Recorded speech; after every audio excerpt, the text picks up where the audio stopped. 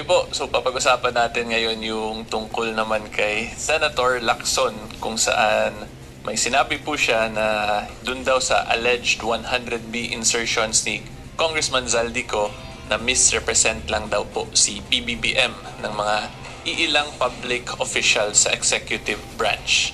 At yung basihan po ni Senator Ping dyan is yung statement daw ni DPWH, ni former DPWH Undersecretary Roberto Bernardo. Okay, so ang reactions po ng iba na nakita ko dito ay bakit daw ngayon parang naging abogado na si Senator Ping ni Pbbm. So ang gagawin po natin for today, ipi-play muna natin to, papanoorin natin yung buong video. Tapos magdi-discuss na lang din po ako ng mga constitutional provisions that applies to this, specifically more on to sa separation of powers, checks and balances, and then magbibigay na lang din po ako ng tingin kong posibleng epekto nito sa political mileage ni Senator Ping Lacson. So good day po my fellow taong bayan, and to start things off is of course yung facts muna ng discussion natin, which is itong video ni Senator Ping. So panoorin po natin to in full para mas maging klaro talaga kung ano ba yung papag-usapan natin for today. This affects our economy, even yung investor confidence. Ang masama rito, Mr. President, apektado yung buong bansa eh. Naglayo ang investors. Stock market is down. Okay, wait. Diba, stock market is down, sabi ni Senator Ping. Kung malalangan ninyo before, diba, yung sabi nila hindi naman daw talaga affected yung stock market. Pero anyway, ngayon, lumalabas or everyone is now saying na bagsak talaga yung stock market. And even si Attorney Rowena Guanzon, diba, dun sa speech niya sa INC rally, galit na galit din po siya dun tungkol sa stock market. And then now, si Senator Ping then mismo nagsabi, the stock market is down. Anyway, tuloy po tayo. Is enough. Yung sinasabi ni ZALDY ko on social media as posted, na nag-deliver siya ng 25 billion representing the 25% commission di umano para kay Presidente. I have it on good information, hindi totoo. May mga tao sa Malacanang, not the President, not authorized by the President, who misrepresented him. It sucks, Mr. President, to think na ito yung nangyayari. It sucks. I will still strongly suggest that an investigation is in order. Wait. An investigation is in order. Alam ko ongoing naman yung investigation nila ba sa Senate Blue Ribbon. So anyway, tuloy tayo. Your Honor and I both know that the 100 billion, and we went over, I know na, both of us went through the list independently or separately. And you and I agree na totoo yung listahan ng 100 billion pesos. Talaga nasingit sa BICAM. But okay, wait. So yung malaking revelation, the first big revelation here is that si Senator Ping and si Senator Sherwin, after reviewing daw nila, ay totoo talagang may 100 billion insertion na nasingit sa BICAM. Yun yung big revelation so far. Okay, so tuloy tayo. Yung sinasabi ni ZALDY ko on social media as posted, na nag-deliver siya ng 25 billion representing the 25% commission di umano para kay Presidente, hindi totoo. Yun talaga absolutely untrue or false. Why? Because last Sunday, I received a call from the camp of former Undersecretary Roberto Bernardo. At sinasabi niya, noong nakita niya si ZALDY ko sa social media na nagsasabing merong 100 billion di umano inutos ng Pangulo na isingit sa BICAM, napag-alaman ko from Undersecretary Bernardo na may mga tao sa Malacanang, not the President, not authorized by the President, who misrepresented him. I will name some of them. Undersecretary Adrian Bersamin. He name-dropped the President, making ZALDY ko believe na utos ng Pangulo na ipasok sa BICAM yung insertions na 100 billion. Now, Yusek Draigib Olaybar, other personalities. Ang sabi niya sa akin, hindi po totoo yan, Mr. Senator. Kasi okay, wait lang. So unang kailangan natin i-take note dito, sinabi ni Senator Ping na pag-alam daw niya kay Yusek Bernardo. So that's a third person or ibang tao yung nagsabi sa kanya So ang una ko lang pong masasabi dito, mas maganda sana kung si Yusek Bernardo yung diretsong nagsalita nun, di ba? Hindi si Senator Ping. And i-explain ko po yan mamaya yung mga legal implications sa ganitong setup para mas maintindihan nyo. Pero ina-emphasize ko lang po yan ngayon para ma-idea na kayo kung ano yung isa sa big issues na nakikita ko dito. So tuloy po tayo. Kasi ang breakdown ng 100 billion, 81 billion, yun yung na-assign sa DPWH. Yung 29 billion, other agencies. Hindi niya alam. Out of the 81 billion or out of the 100 billion, yung sa 81 billion, 52 billion na siya ang personal na nag-handle. Ako po nag-handle nun. Nasa notes niya, ito yung kanyang table, binigay niya ako ng kopya. So 52 billion, yun yung personal handle niya. And talagang sabi niya, naghatid ako ng pera as kickback. But not to the President, but to Yusek Olaivar. And sabi niya, ang pagkaalam niya, kasama si Yusek Adrian Bersamin. 8 billion pesos, Mr. President, in at least 10 deliveries, ranging from 800 million hanggang 2 billion. Umabot ng 2 billion only because sometime in March, yung kanyang date na sinasabi from, I think, March hanggang April, yung delivery. Very good nga raw siya, sabi ni Yusek Olaivar, kasi nakakapag-deliver. I'm not defending the President, Mr. President. But you know, in fairness to him, yung list of projects, yung 100 billion, initially naka-FLR lahat yun eh. Pinapatrack ko ngayon sa aking staff kung ilan yung na-release out of the items on FLR or Wait lang, comment na ako, di ko mapigilan guys. So, ang sabi naman po ni Senator Ping, I'm not defending the President. So of course, that's his personal opinion. Tayo po ngayon as the taong bayan na nag-observe dito sa actions and statements niya, ay kung ako po kung tatanungin ninyo ako, may appearance po of defending the President. Yun yung masasabi ko ng derechahan to all of you. And the reason being is because yung mga sinabi po dito ni Senator Ping are not mere parang questions or allegations. Parang conclusion talaga yung ina-emphasize niya na diretso pumunta daw dun kay Yusek Adrian Bersamin, kay ASEC Adrian Bersamin, and kay Yusek Trijiv Olaivar. Yun yung conclusion na binigay niya without even giving a chance to those two to respond or to defend themselves. Diba? Pero out in the public ngayon, dito sa plenary ng Senate, pinapabigyan niya na agad ng conclusion na ganun yung nangyari. And it is because of that, statements niya, kaya ako nasabi na mukhang he is defending the President. Kasi ano po dahil doon ngayon, parang wala nang mali na ginawa si PBBM. Yung dalawang yun lang ang may kasalanan. Diba, malay ba natin kung ano yung nangyari? Baka sa doon kay Yusek Olaivar at kay ASEC Bersamin may nag-instruct pang iba. Hindi natin alam. So anyway po, in simpler terms yung point ko, kulang pa yung full picture. Hindi pa nakasalita yung dalawang pinangalanan niya. Yet he's already giving a conclusion na yung dalawang yun lang ang naggawa nitong napakalaking kalokohan po na ginawa nila. Diba?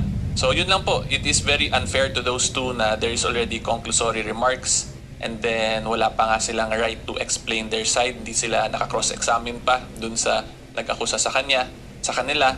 So yan, and because of that, ako nasabi na it appears he is defending the President kasi sa statement niya parang walang ginawa talaga si PBBM na diba? Period na basically for Senator Ping. Anyway, tuloy po tayo. Kung alam ni Pangulo at siya nag-utos na mag-insert ng 100 billion sa GAA, sa BICAM, bakit niya bibito? Yan din ang observation ni Your Honor, di ba? Sabi niyo rin, because you also examine. I will still strongly suggest that an investigation is in order. Ang masama rito, Mr. President, apektado yung buong bansa. Naglayo ang investors. Stock market is down. Yung po yung masakit dito. So, I think I have made myself clear, Mr. President, that there are persons responsible. I'm appealing to our co-workers in government. We've reached the point na dapat isipin natin, enough is enough. Okay. Enough is enough. Ngayon, explain ko na po yung mga legal side. This affects our economy. So, una muna yung magiging first question na lang natin is whether or not pwede ba to gawin talaga ni Senator Ping Lacson yung ganitong actions na may appearance that he is defending the President. Although sabi po niya he is not defending the President, pero ako po as a member of the taong bayan who is observing his actions based dito sa statement niya na yun sa plenary ng Senate, is there is a semblance na he is defending the president. Yan po yung personal observation at opinion ko talaga base sa lahat po ng sinabi niya. Okay, so anyway, going back to the question whether or not meron ba talagang right na gawin to ni Senator Ping Lacson, is this not a conflict of interest considering he is a member of the legislative branch of the government as a senator, tapos si Pbbm po is part of the executive as the office, as the president po of the Republic of the Philippines. Okay, at ang sagot po dyan is hindi naman po yan prohibited. Okay? Alam po natin na yung legislative and executive, they are separate branches of government. Magkaiba po yan. Legislative for lawmaking, executive for the implementation of the laws. Yan po yung simplest way to explain their functions. And then, meron din po tayong mga principle na tinatawag checks and balances, separation of powers. However, yung principles po na yon, yung dalawang yon, hindi naman ibig sabihin talaga na completely or 100% independent yung legislative and executive. In a sense po, more on parang they complement or support each other. So like in the budget making process po, di ba, magsa-start sa Office of the President, yung National Expenditure Program, and then ibibigay po yan ngayon sa Congress para i-reviewin yung proposal na yun ng President, tapos doon na po nagkakaroon ng amendments at ng mga insertions na yan sa BICAM. Yan yung trabaho ng legislative, and then ibabalik ulit sa President for the signing para maging General Appropriations Act siya. Okay? So, yan po talaga yung ibig sabihin ng principle of separation and checks and balances. They complement or support or help one another but not necessarily 100% independent sila. So, because of that, itong ginawa lang naman ni Senator Ping Lacson, he made a statement while in plenary, then that is his prerogative or discretion po niya yan na gawin kung gusto niya yan gawin dun sa Senado. So, in other words, in the legal side of things, wala namang maling ginawa po si Senator Ping Lacson dun sa kung ako po nga po tatanungin niyo, pag-defend niya kay PBBM, wala pong mali dyan, hindi naman po yan constitutionally prohibited kasi at the end of the day po, alam din naman natin na yung executive, legislative, although different branches of government, usually meron yan silang mga political parties, political leanings. So kung isa pong senador ay mas admin leaning or pabor sa presidente, then of course he can perform actions or make statements that is favorable to the president. Okay? Kaya po, hindi yan siya prohibited. Otherwise, sobrang magiging complicated po yung ating government structure kung yung mga senador ay hindi pwede magsalita favorable or negatively sa president. Kasi at the end of the day, tatandaan po natin, yung mga senators natin ay politicians just like the president. So if they belong to the same political affiliation, edi talagang magkaka-biases din sila. Okay? So hopefully, klaro po yan. And then yung next question na lang po natin, ano yung possible na maging political implications po kay Senator Ping based dito sa statement niya? Okay, at ang masasabi ko lang po dyan ay posible po siya mawalan or madagdagan ng supporter. Ganun lang naman po talaga yun, di ba? Sa election, it's either plus or minus ng supporters or ng mga botante.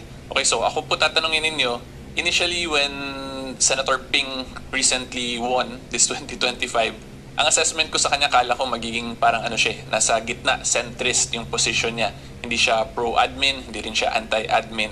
But based on everything that he's doing now sa mga statements niya, ako po, ang observation ko parang ano na po pro-admin na lang talaga siya Parang ano na iba na. Basically, yun lang yung point ko. I mean, this is with no offense naman kay Senator Ping kung yan yung political stance niya or political style niya at the moment. Pero para sa akin lang, naiba tuloy yung pananaw ko sa kanya. Yun yung point ko. Okay? And then, yung isa pa pong issue ko lang dito talaga, I mean, like what I stated, di ba? Hindi naman prohibited ang senator to speak in favor or negatively of other politicians like that of the president.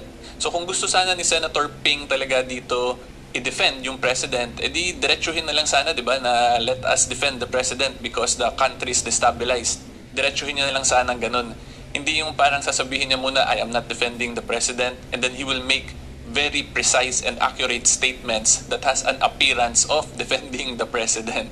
Diba? So doon ba lang po parang hindi natin tuloy sure kung ano ba talaga. Are you not defending or are you defending the president? Sana diretsuhin na lang niya para hindi na tayo mag-react ng ganito na parang bakit ka ba nagde-defend or naging spokesperson tapos yung opening line pa is I'm not defending. Diba? Doon pa lang po, that is a very big conflict already. And the reason kaya ako po nasabing defending kasi yung statements nga po niya like what I explained earlier is very conclusory already and very very firm. Tapos talagang dinidiin niya yung dalawang pinangalanan niya, si Asek Bersamin and si Yusek Olivar. And because of that daw, minisrepresent lang ng dalawang yun si Pbbm. Kung ako po kasi tatanungin ninyo dyan, sa legal side of things, kung gusto talaga natin sundin yung legal procedure, the best sana nun is that Yusek Bernardo yung pasalitain nyo, let him accuse the two, and then yung dalawang pinangalanan po, also give them the chance to defend or explain themselves. Ganun po yan para maging full yung picture. Kasi ngayon, it is very unfair na parang sinasilence natin yung dalawang yun, they are not given the opportunity to speak. Tapos kung sino-sino na lang ngayon yung nagbibigay ng mga conclusions na ganito. So ang lumalabas ngayon, itong dalawa, yung main masterminds ng criminal activities na to, and then yung isang tinuro, although I'm not saying po na si Pbbm yung mastermind, pero because of all of this nga po, parang nawala na ngayon yung pinaka nandun sa taas or posibleng nandun pa sa taas na nagturo, di ba? So yan lang po ang masasabi ko dyan. And then isa pa po na masasabi ko dito, the reason bakit dapat maging mindful din talaga si Senator Ping sa mga ganyang very conclusory remarks is because he is the chairman of the Senate Blue Ribbon Committee, di ba? E tatandaan po natin yung Senate Blue Ribbon Committee, the purpose of that is to conduct investigations sa mga corruptions, kung ano-anong kalokohan ng government natin. So pag ganito na may appearance siya ng bias towards certain political figures, edi parang maki-question ngayon, di ba, yung integrity nung committee itself. Kasi he is the chairman po eh. So ngayon sinasabi niya yung dalawang yun yung pinaka punot dulo or pinaka tumanggap ng pera. So from there, parang mafe-feel natin ngayon na he is protecting a certain political figure, di ba? So yan lang po ang isa ko ring masasabi dyan. Being the Senate Blue Ribbon Chairman, ang dating po niyan is para siyang judge sa korte, di ba? Kasi siya yung pinaka nagpe-preside ng hearing. At alam ko rin naman po na yung Senate Blue Ribbon is only supposed to be for in aid of legislation. Dapat yung purpose niyan. Pero in reality naman, nakikita natin na yung ginagawa ng mga ganyang committees is more on for fact-finding and investigation purposes. Tapos once makakuha po sila ng sufficient evidence, they will file the necessary bill, but they will also be submitting that to the appropriate government office like the Ombudsman to conduct further investigation. So although supposedly nga po, dapat in aid of legislation lang, pero in reality, nagiging investigative and fact-finding body talaga sila also for prosecution purposes. Diba? This is also public knowledge naman. Nakikita po natin yan na after ng hearing, isasubmit at isosurrender sa Ombudsman yung mga findings nila. Diba? And because of that, dun ko ngayon ibabalik na dapat mag-appear unbiased din or impartial dapat si Senator Ping kasi siya nga yung nagsispearhead ng mga investigation. So kung ganito na may mga statements siya na that appears favoring one side over the other, edi magiging questionable ngayon yung conduct nilang investigation, di ba? Kasi baka yung mga pinangalanan lang niya ang ngayon ang pag-initan or yung talagang pukpukin ng Senate investigation. So hopefully po mas naintindihan ninyo yung mga legal implications. Although again, legally wala naman po itong issue kasi hindi siya legally prohibited. However, on the political side of things, yun nga po, pangit lang talaga siya tingnan for the Filipino people or for the taong bayan at large. Diba? At lalo na nga po, since he is the chairman of the Senate Blue Ribbon Committee, and since ngayon ang issue is flood control issues na inimbestigahan ng committee niya, then it is very unprofessional po, if you ask me, if you will be making statements ganito na may appearance of certain biases towards certain political figures. Lalo na nga po since siya ang chairman ng Senate Blue Ribbon Committee. Okay, so hopefully klaro po yun. If you like more legal videos on current events, subscribe lang po kayo sa channel ko. And until next time, see you all. Bye-bye!